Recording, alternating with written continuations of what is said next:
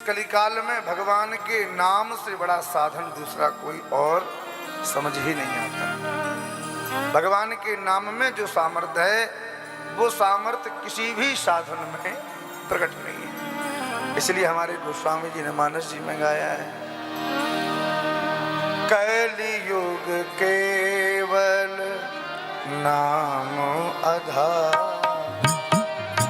कलियुग केवल नाम आधारा, कलियुग केवल नाम आधारा, कलियुग केवल नाम आधारा, सुमिर सुमिर नर उतरे ही पारा, सुमिर सुमिर नर उतरे पारा।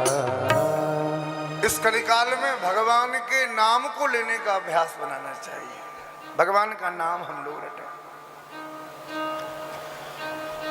जितने भी बड़े बड़े महापुरुष हुए हैं, जितने भी बड़े बड़े संत हुए हैं, उन्होंने अपने जीवन के अनुभव को जब प्रकट किया तो केवल भगवान के नाम की ही बात करी। महाराज मलुकदास जी महाराज ने भी अपनी वाणी में एक ही बात कही, राम जप राम जप राम जप बाबरे, अवसर न चूक भौंदू भलो पायो तावरे।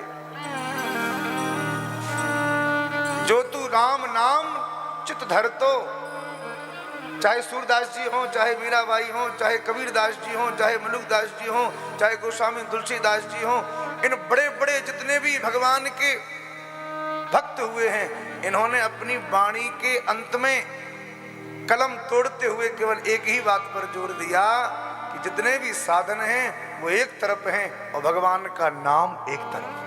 भगवान के नाम की बड़ी सामर्थ्य है। गोस्वामी जी से तो अंत समय पूछा, गोस्वामी तुलसीदास जी बताइए आपके जीवन का अंतिम समय है, अब जाते जाते कोई उपदेश तो करते जाइए। तो गोस्वामी तुलसीदास जी महाराज ने एक ही उपदेश दिया, लाखन की एक बात तुलसी बताएं जा, जन्म जो सुधारना चाहो तो राम नाम लीजिए। भगवान के नाम में बड़ी सामर्थ्य है। और ये नाम कोई ऐसा वैसा नहीं है, बोले नाम जो है ना, भगवान ने तो कुछ ही भक्तों के ऊपर कृपा करी, पर नाम कोटि खल कुमति सुधारी। भगवान के नाम ने करोड़ों करोड़ों कुमतियों की मति को भी शुद्ध कर दिया। महाराज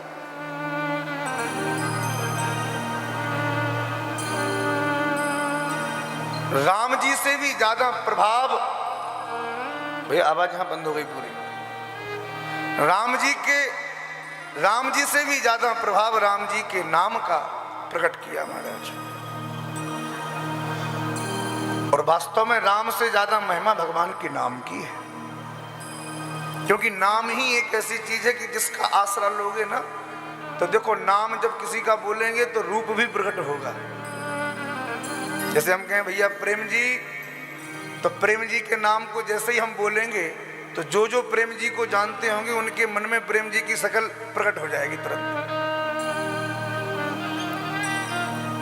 हम कहेंगे अक्षत जी, तो अक्षत जी सामने बैठे हैं और इनको जो जानते होंगे इनका नाम लेते ही इनकी शक्ल हमारी चित्त में प्रकट हो जाएगी। तो नाम लेते ही रूप प्रकट हुआ कि नहीं हुआ? राम जी के नाम को लिया तो राम जी चित्त में प्रकट हुए कि नहीं? अच्छा एक बात और फिर आगे सुनो, जब नाम लिया तो रूप प्रकट होगा, और जब रूप प्रकट हुआ तो भाई रूप कहां प्रकट होगा? रूप धाम में ही तो प्रकट होगा। वैसे हमारे भगवान कहते हैं कि वृंदावन को छोड़ के हम अन्यत्र कहीं भी नहीं जाते। यदि भगवान वृंदावन को छोड़ के कहीं नहीं जाते तो हमारी मां मीराबाई ने राजस्थान में भगवान को कैसे प्रकट किया? क्योंकि मीराबाई ने भगवान के नाम का आश्रय लिया, तो जहां नाम प्रकट हुआ वहां रूप प्रकट हुआ, और रूप प्रकट होने के लिए धाम की भी आवश्यकता पड़ेगी।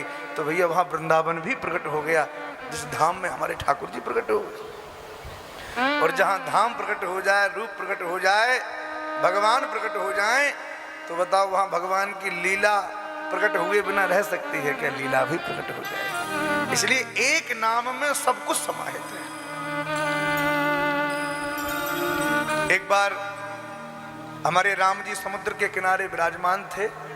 जितने भी बानर थे वो बड़े बड़े पत्थरों को उठा के समुद्र में फेंकें और पत्थर तैर जाएं भगवान के नाम को लिखकर।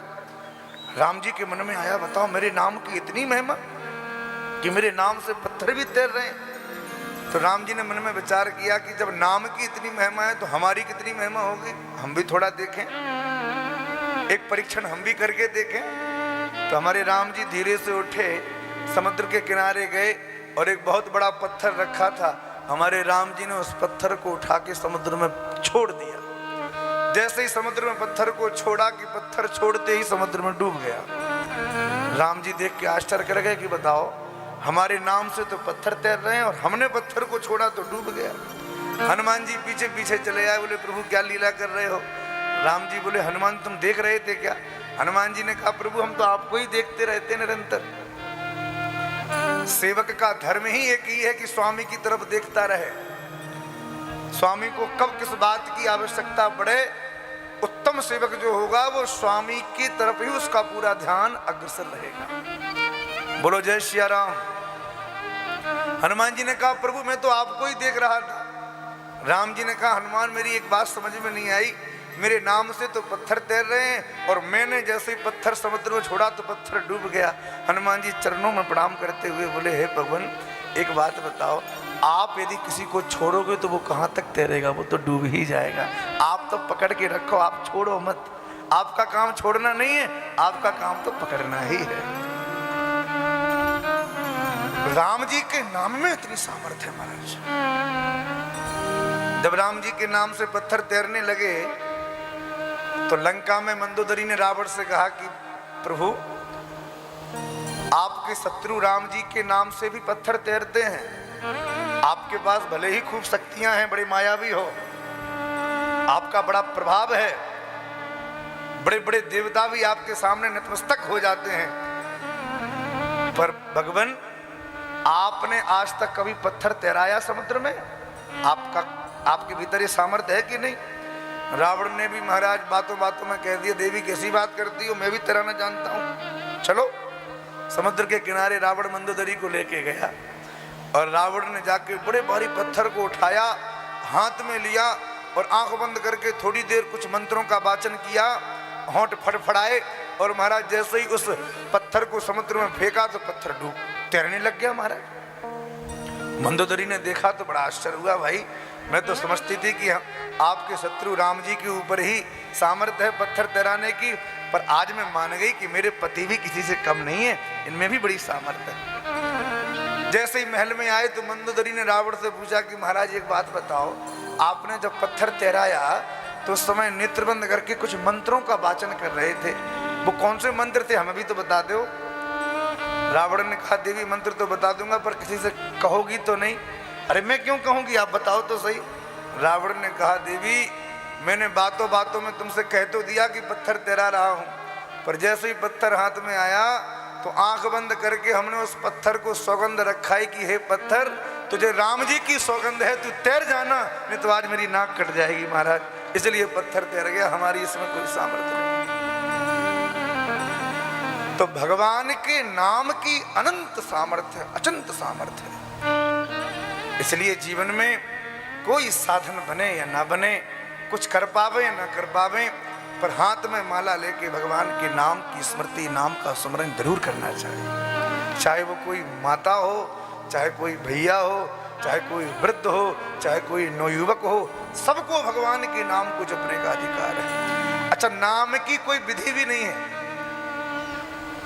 श्री नारद जी महाराज ने ब्रह्मा जी से पूछा कस्त विधि, भगवान नाम को जपने की क्या विधि है?